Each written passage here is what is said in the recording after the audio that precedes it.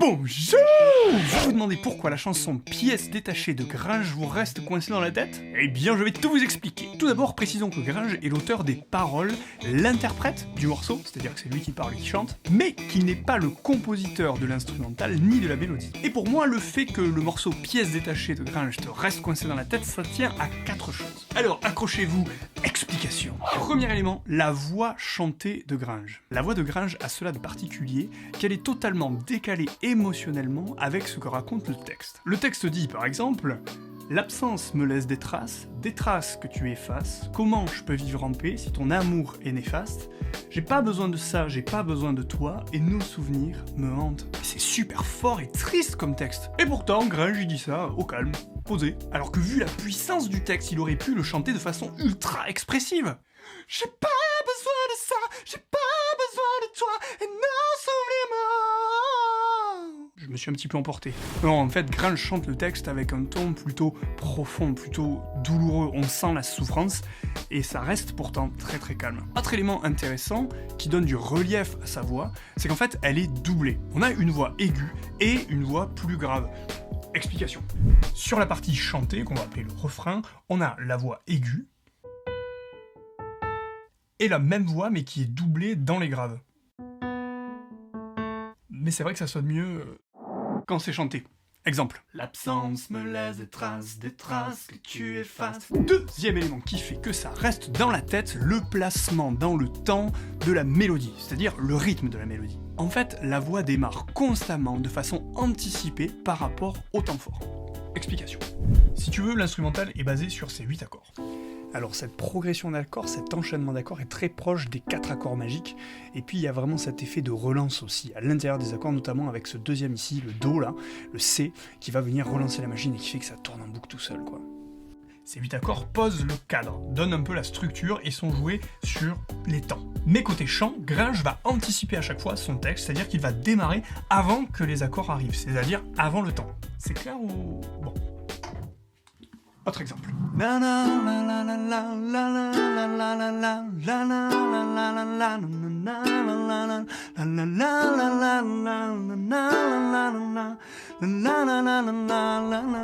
Troisième truc qui fait que cette mélodie nous reste dans la tête, sa mélodie simpliste et plus précisément sa répétition de notes. Et oui, parce qu'en fait, au départ, la mélodie tourne sur 2 notes auxquelles vont s'ajouter 2 autres notes.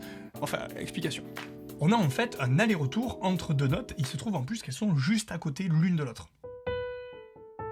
Ça c'était pour les 2 premières phrases du texte, mais pour les 2 suivantes, il y a 2 autres notes qui s'ajoutent.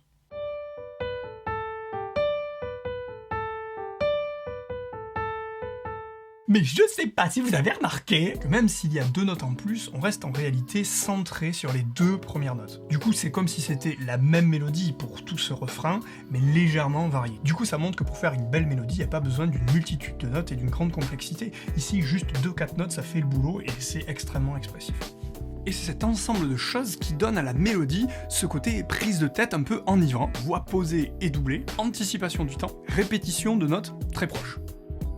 Si je devais aller un petit peu plus loin, je préciserais que les notes viennent en fait enrichir les accords. Ces notes ne font pas toujours partie des notes qui constituent les accords. Donc ça donne un côté un peu en dehors des accords. Et c'est vraiment très joli.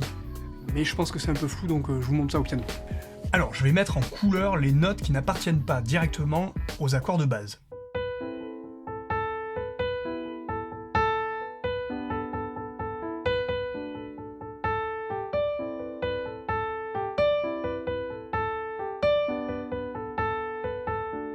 Jouer comme ça, vous avez peut-être pu entendre que certaines notes enrichissent les accords et les rendent encore plus jolis, ce qui contribue aussi à rendre cette mélodie encore plus jolie.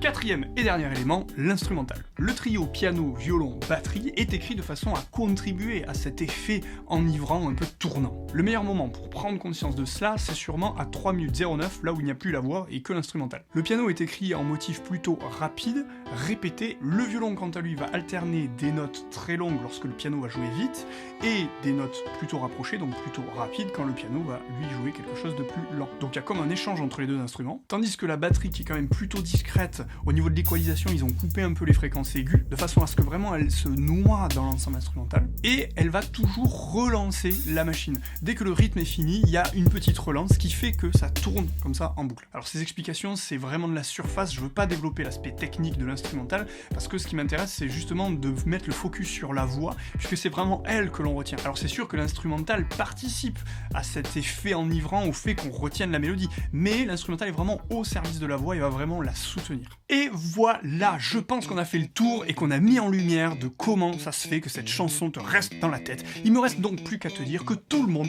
peut faire de la musique. Un pouce, ça laisse une trace, un com, ça laisse une trace. Comment je peux vivre en paix si tu t'abonnes pas en masse? J'ai pas besoin de ça, mais j'ai trop besoin de toi. Et n'oublie pas la cloche.